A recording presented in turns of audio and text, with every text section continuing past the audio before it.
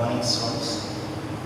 Technically, we are experiencing so many issues and we are running behind to fix those issues. Okay. So, in our last session, we were discussing the problems on algebra of matrices. In today's session, we shall consider some more problems on that concept.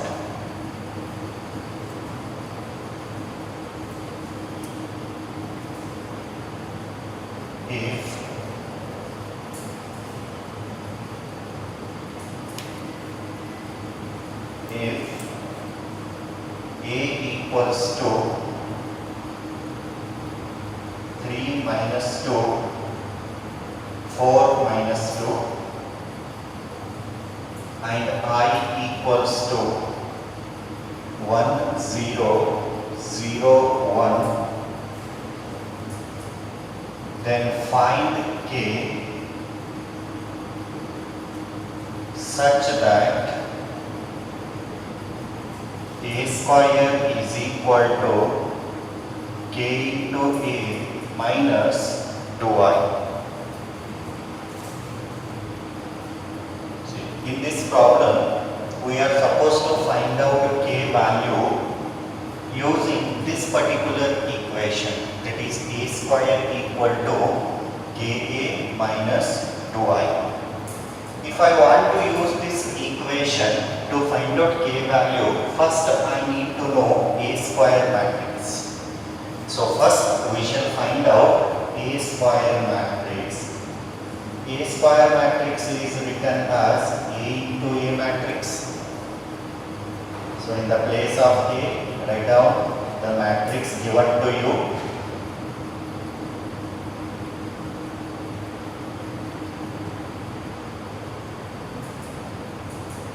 How do we multiply two matrices? Two matrices are multiplied by using row-column multiplication concept.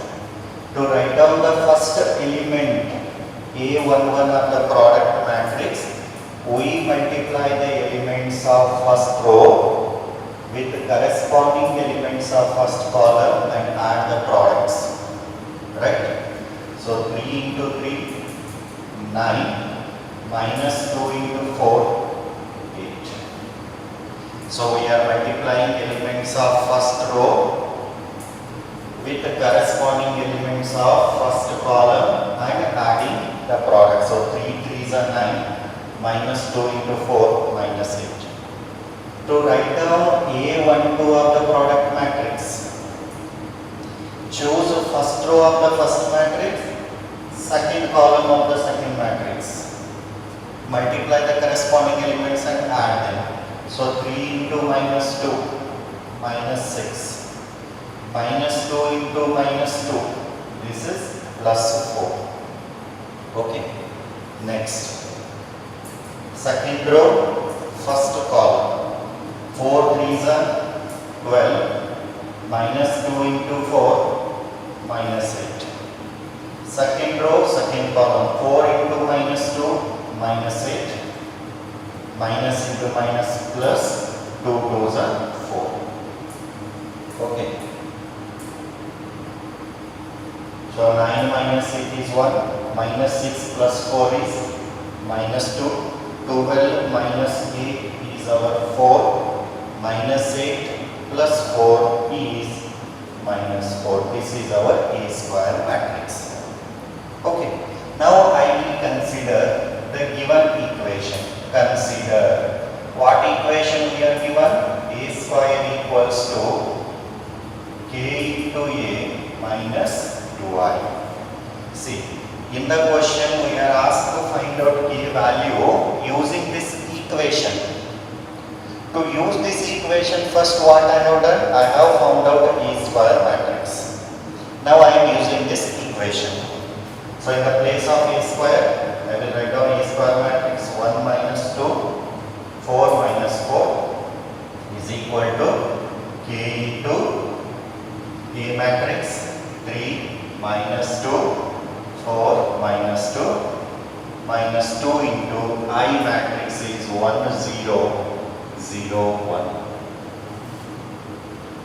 So 1 minus 2, 4 minus 4 is equal to, use a scalar multiplication concept, multiply each element of the matrix by k. So this is 3k minus 2k, 4k minus 2k minus, multiply each element of the matrix by 2, 2, 0, 0, 2.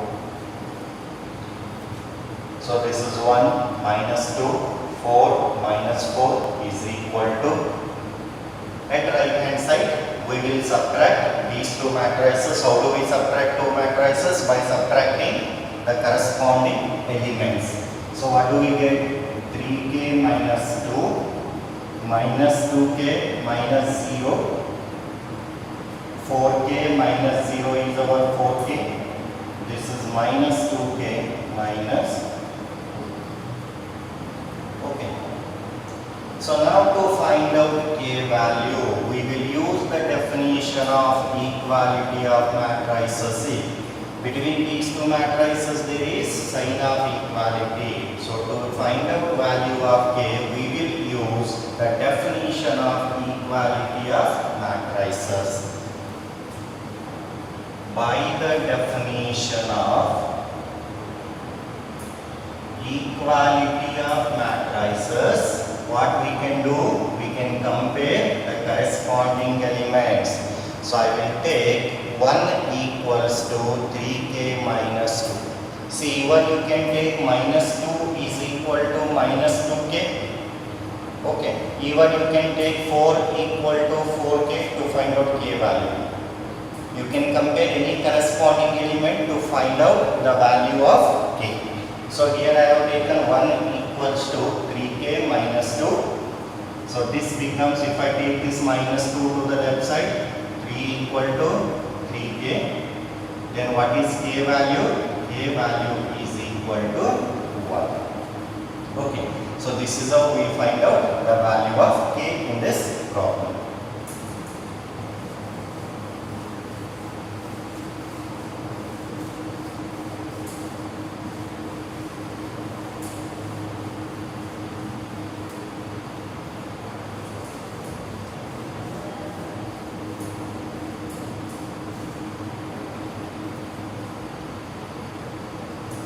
So let us take the next question.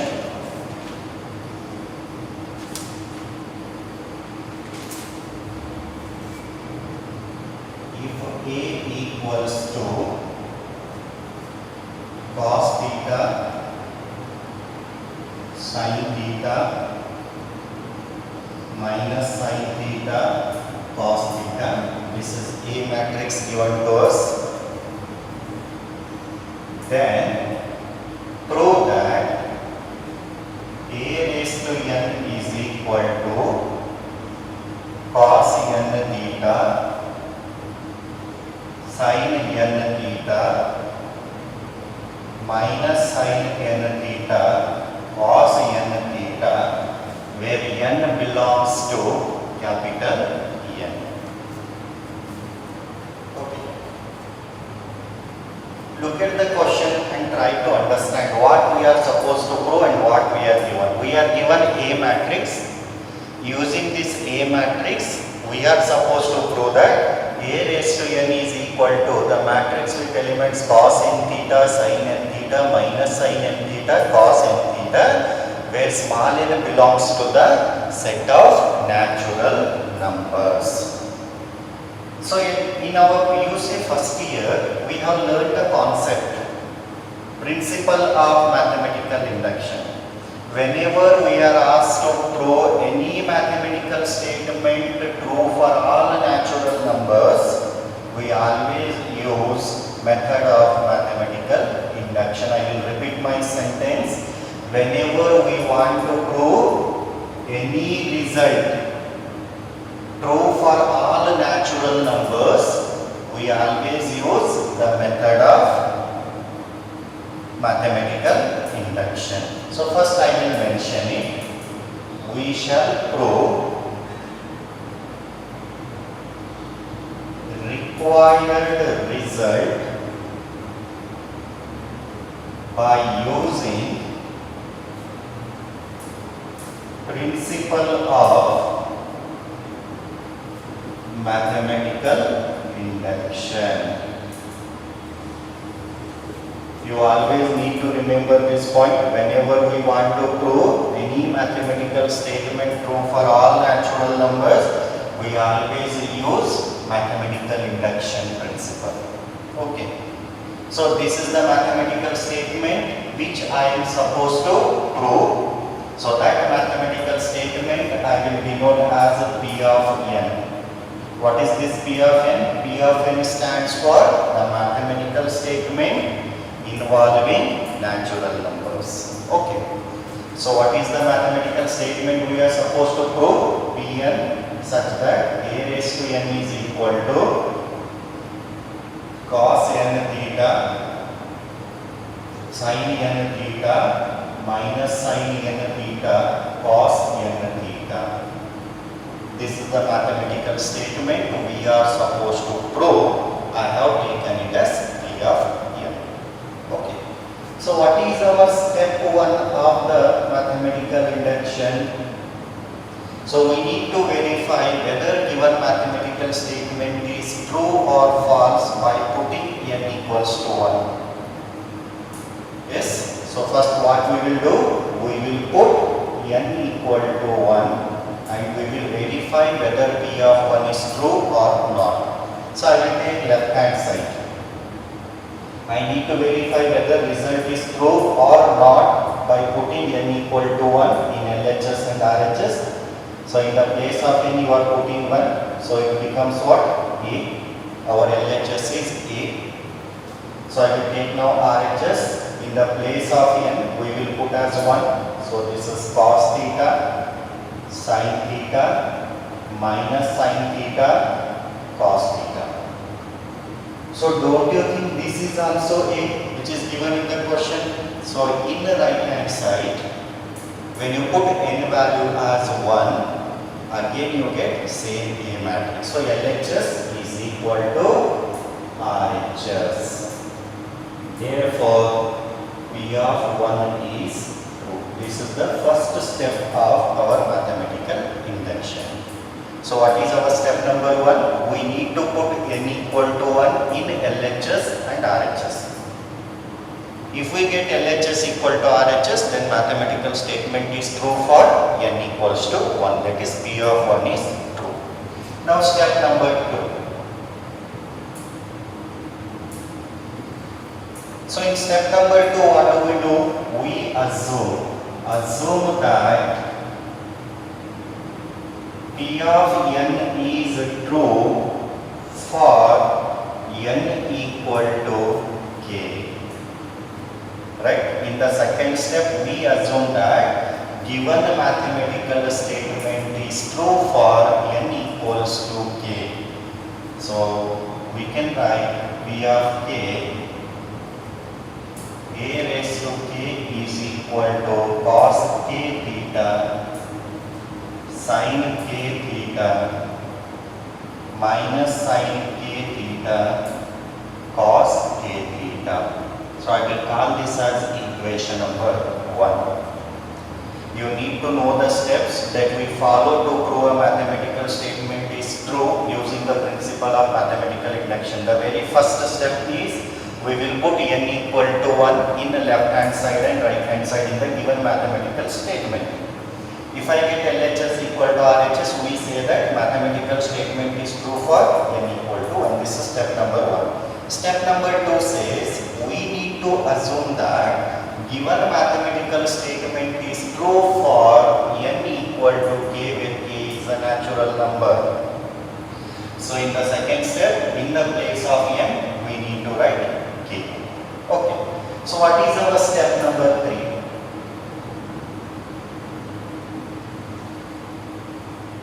In the step number 3, we shall prove that P of n is true for n equals to k plus 1. That is, we need to prove that P of k plus 1 is true. This is the third step of the mathematical induction. Okay, it means in the place of n, even if you put k plus 1, this result holds true. That is what we need to prove in the third step. I will write it even to prove. Proving p of k plus 1 true means what I need to prove in step number 3 is in the place of n, if I put k plus 1 in the place of n, if I put k plus 1, our result is true.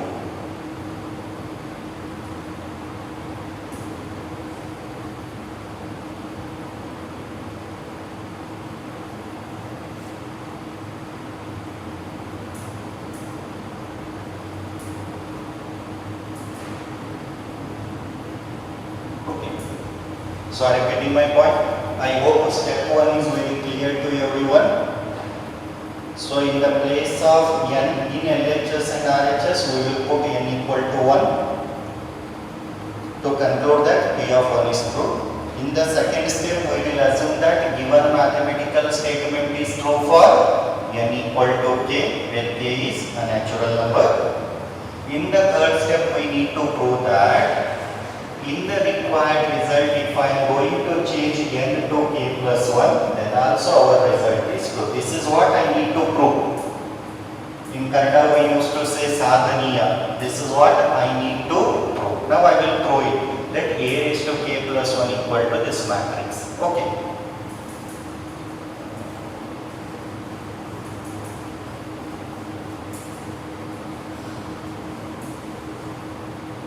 So I will take left hand side.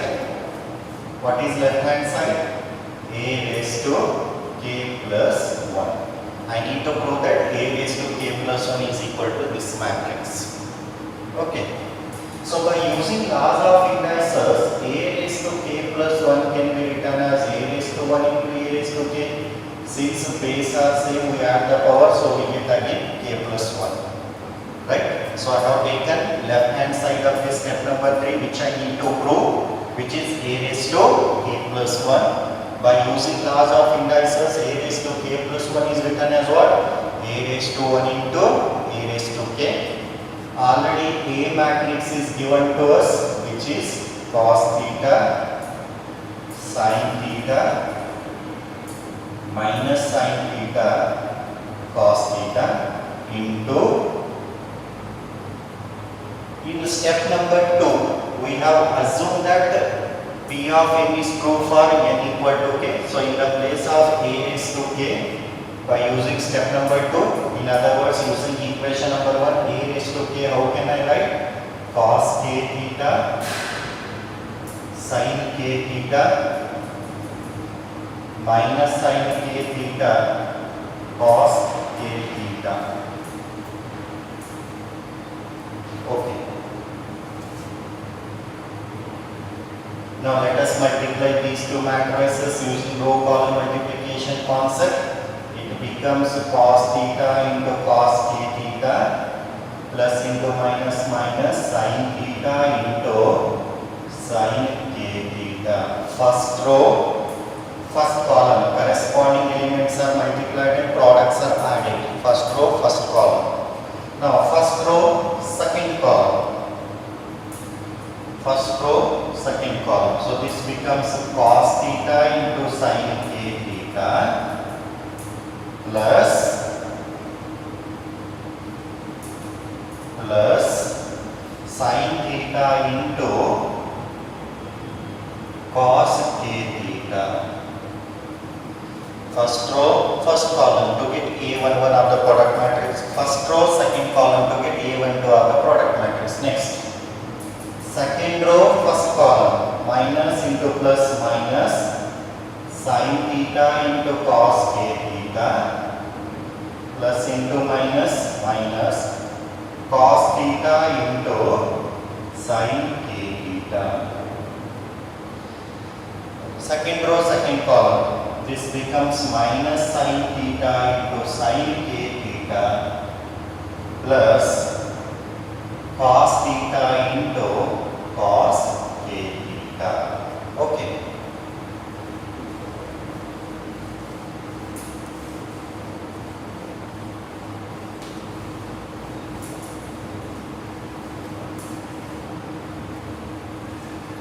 Now, we will go on simplifying each term.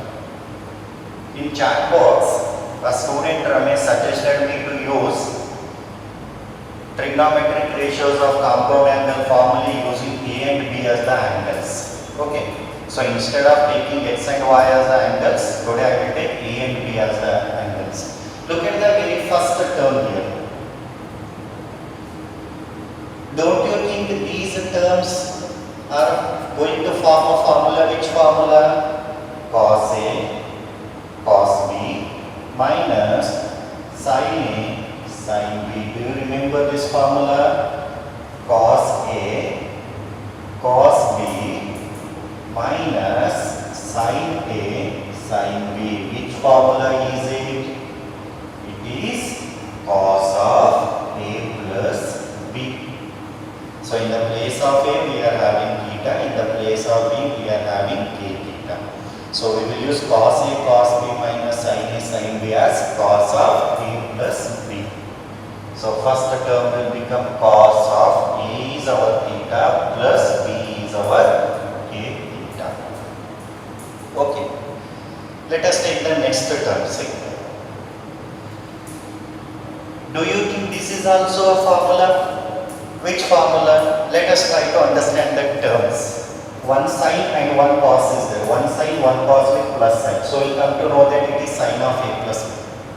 So this is sine A cos B plus cos A sin B. Terms may not be in the required position, but you can understand it very easily. If there is one sine term, one cos term, it means this is always sine of A plus B if there is plus sign. Okay. So this is sine A cos B plus cos A sin B.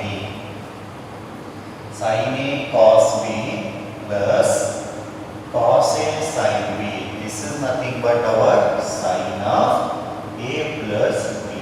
So I will write it as sine of A is what? K theta plus B is our theta. Okay. So you can take angles as A and B or X and Y, it is up to you. Okay, I have taken A and B as per the suggestion of one of my students. Okay. So sin A cos B plus cos A sin B. Second term, that is sine of A plus B. Now observe the third term. Here, if I take minus sign outside, see, if I take minus sign outside, what I will have inside? It is sin theta into cos k theta plus cos theta into sin k theta. Because as it is, it doesn't give me a result of formula. So first what I have done, I have taken minus sign outside. When I take minus sign outside, it also becomes plus and this also becomes plus. Coming to the fourth one, directly I will use a formula here. Observe. Cos A cos B minus sin A sin B. See, you need to understand the terms clearly to use a formula. Okay. So cos A cos B minus sin A sin B. What is cos B minus sin A sin B? Cos of, in the place of A we are having theta, in the place of B we are having k theta. So this becomes cos.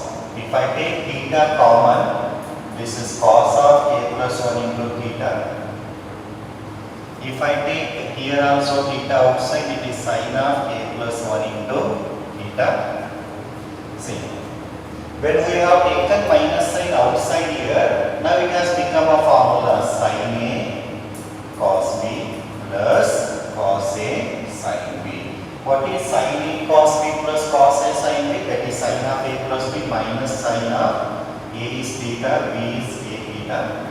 If I take here theta outside, this is cos of k plus 1 into theta. Okay.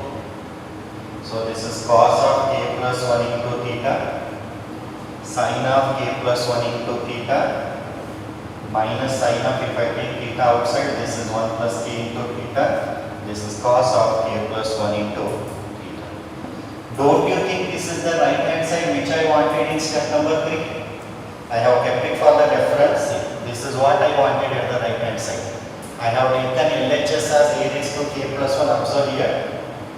This is what we are supposed to prove in step number 3. So I have taken left hand side. What is left hand side? A raised to k plus 1. By using laws of indices, a raised to k plus 1 is written as a into a raised to k. We are given already A matrix in the question itself.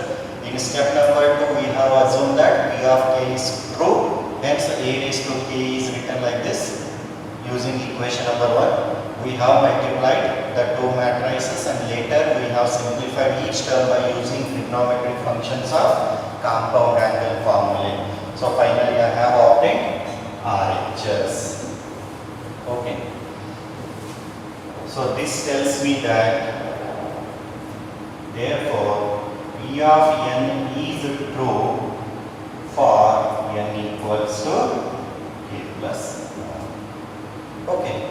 Thus or hence P of n is, P of n means required result, mathematical statement, P of n is true for n belongs to capital N. Okay.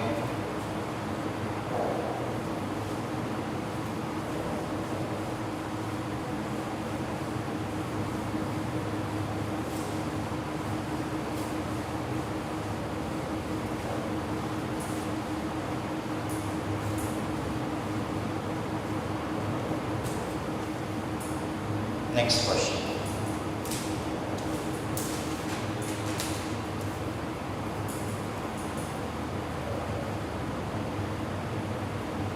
A trust fund has rupees 30,000 that must be invested in two different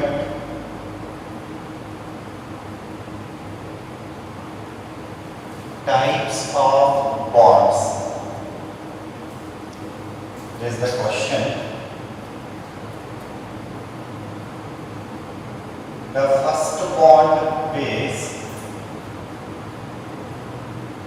5% interest per year and second bond pays 7% interest per year.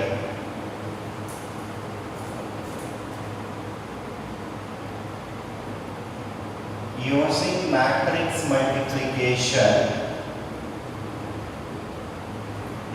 matrix multiplication, determine how to divide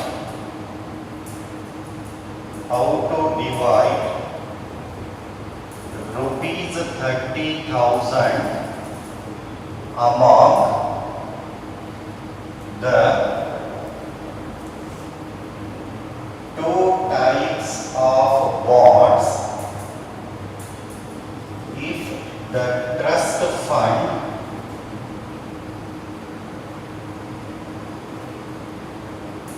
must obtain an annual total interest of first bit rupees 1800, second bit rupees 2000.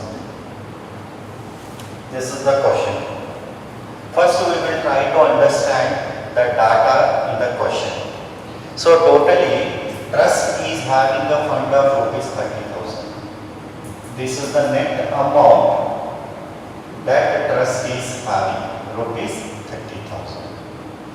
This rupees 30,000 is supposed to be invested in two types of bonds. One type of bond I will call as bond 1. See, in the second line, in the very first line he is saying The trust fund is having totally rupees 30,000. That rupees 30,000 must be invested in two types of bonds. So this is bond 1, this is bond. Okay. Next slide. The first bond pays 5% interest per year. See, this is very important.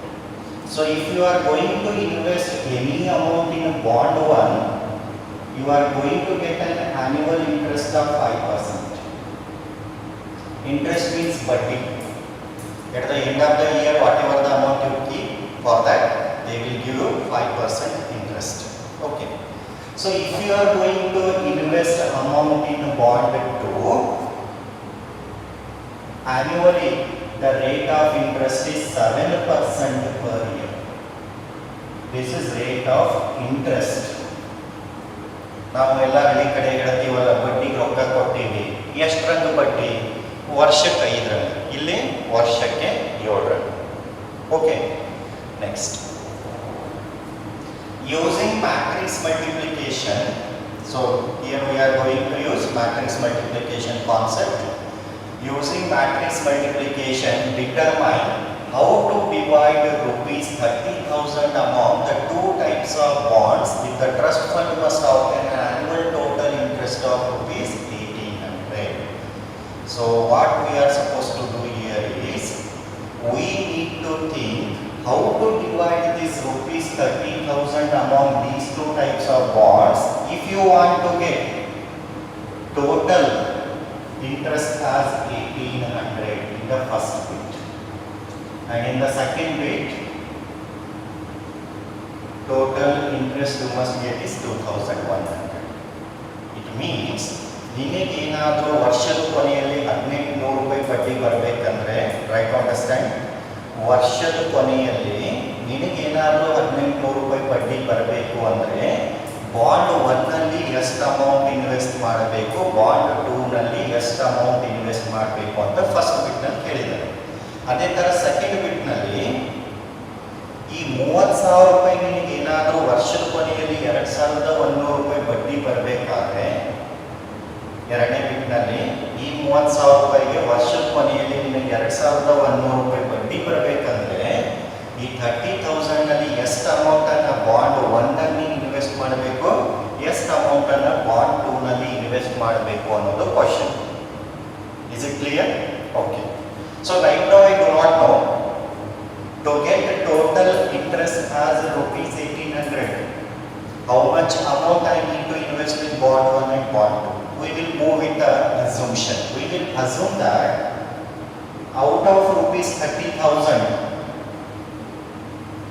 we are investing an amount of rupees X in a bond 1. ಇರೋದು 30,000. ಆ 30,000 ಏನು ಮಾಡ್ತಾ ಇದ್ದೀವಿ, bond 1ನಲ್ಲಿ rupees X ಅನ್ನು ನಾವು invest ಮಾಡ್ತಾ ಇದ್ದೀವಿ. ಹಾಗಿದ್ರೆ ಬಾಂಡ್ 2ನಲ್ಲಿ ಎಷ್ಟು ಇನ್ವೆಸ್ಟ್ ಮಾಡಿದಾಗ ಆಗ್ತದೆ? 30,000 minus X. Do you agree? Assume that you are having 100 rupees to your friend 1. You have given 20 rupees. How much amount left to give friend 2? It is 100 minus 20. That is it. Same way. Out of 30,000 rupees which you are having, you have invested rupees X in bond 1. How much amount will be left with you to invest in bond 2? It is 30,000 minus X. Okay. Is the data clear? Okay. If you get any doubts, you can ask me in the group. It will be answered immediately.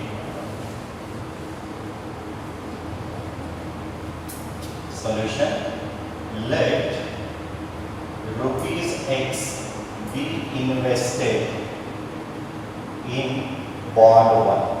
Since there are two types of bonds, first type of bond I have named as bond 1. Okay. So out of 30,000 rupees in a bond 1, how much you have invested? Rupees X. Then amount invested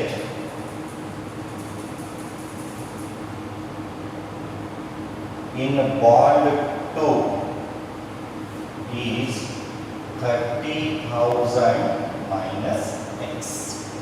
Okay. Now we will use a basic known formula. What is interest formula? Principal amount to time period into rate. We will multiply in the numerator divided by 100. So we want time period of 1 year, annual, because it is mentioned in the question that an annual means time period we will take as 1. So interest formula for a period of 1 year. Interest formula for a period of 1 year.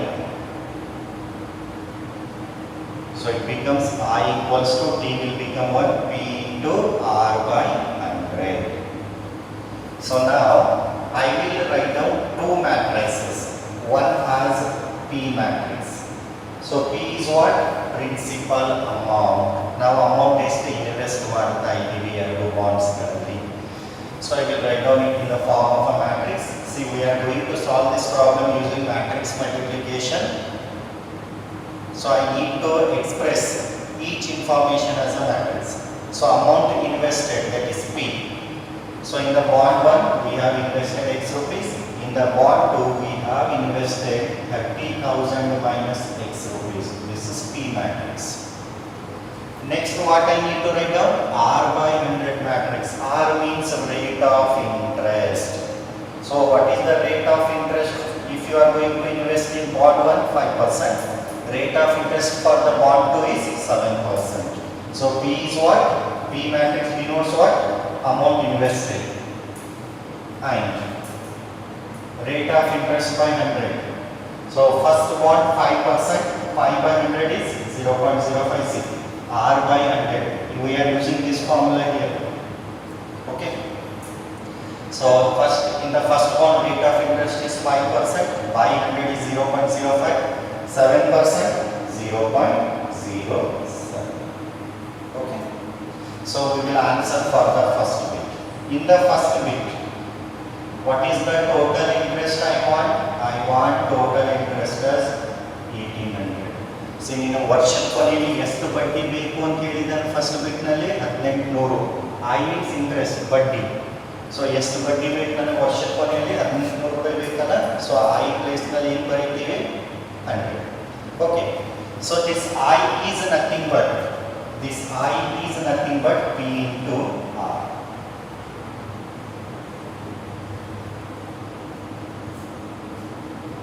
So P is X. 30,000 minus X into 0.05, 0.07.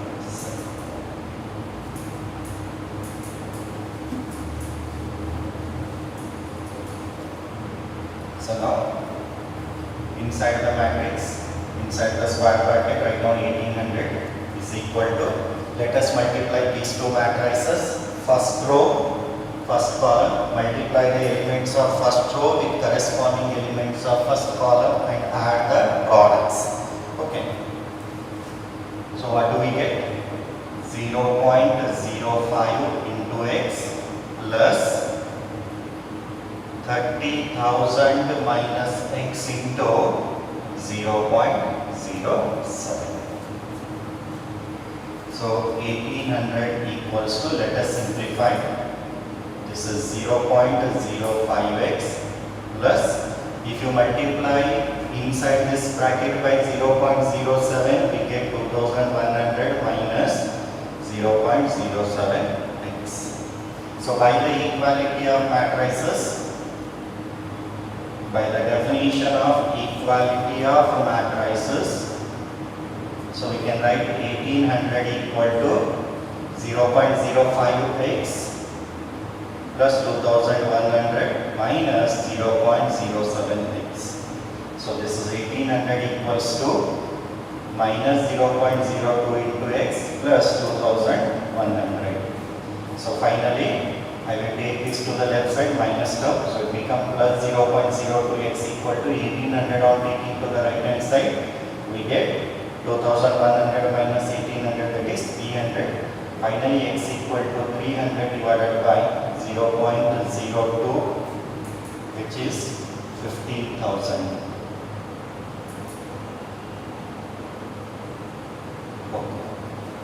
So what we have obtained finally, to get a total annual interest of 1800 out of 30,000, the amount to be invested in bond 1 is X, which we have obtained as 15,000. So write down the conclusion at the end.